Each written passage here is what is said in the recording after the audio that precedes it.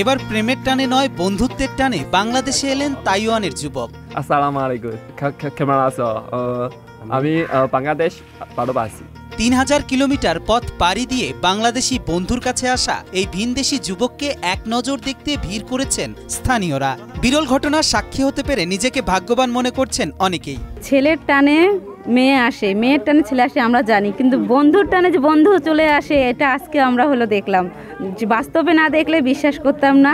বাংলাদেশের আতিথেয়তায় মুগ্ধ লুইস, তাই তো বন্ধুর থেকে শেখা বাংলায় ভাঙা ভাঙা কথায় বন্ধু ও বাংলাদেশের প্রতি জানান কৃতজ্ঞতা। আসসালামু আলাইকুম, কেমন আছো? আমি বাংলাদেশ ভালোবাসি। বাংলাদেশ মানুষ অনেক ভালো।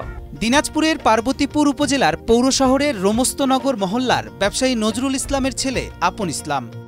এসএসসি পরীক্ষার্থী আপন ইসলামের সাথে বছর দেড়েক আগে সামাজিক যোগাযোগ মাধ্যম ফেসবুকে পরিচয় হয় তাইওয়ানের খিলংয়ের লুইস সিজং ইয়ের সাথে।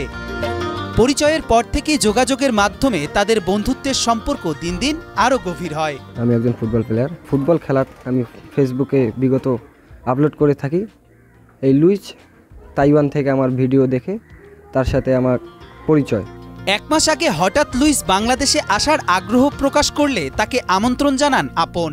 বন্ধুর আমন্ত্রণে 3108 কিলোমিটার আকাশপথ পাড়ি দিয়ে বাংলাদেশের দিনাজপুর জেলার পার্বতীপুর শহরে আসেন লুইস।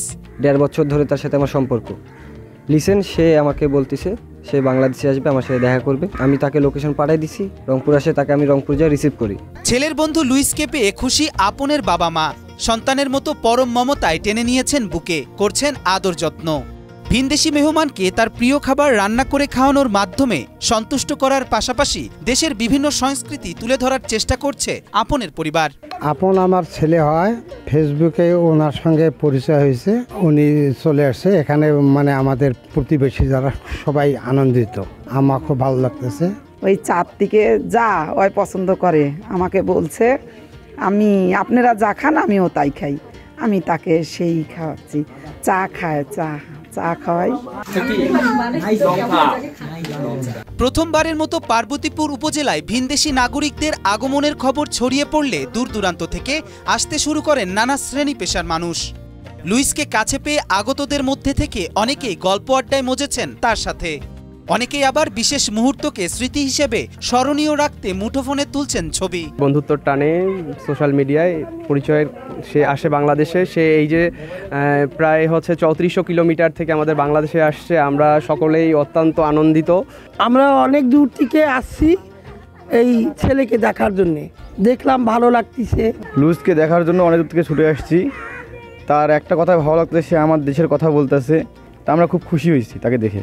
আমি ওনার সাথে একটা ছবি তোলার জন্য এখানে আসছি অনেক দূর থেকে। সে অনেক ভালো লাগতেছে ওনার সাথে দেখা করে। আমার আপন আমার ফ্রেন্ড হয়, ওর বাড়িতে আসছে, আমার খুব খুশি হয়েছে। আমি একটা ছবি তোলার জন্য আমি এত দূর থেকে আসছি।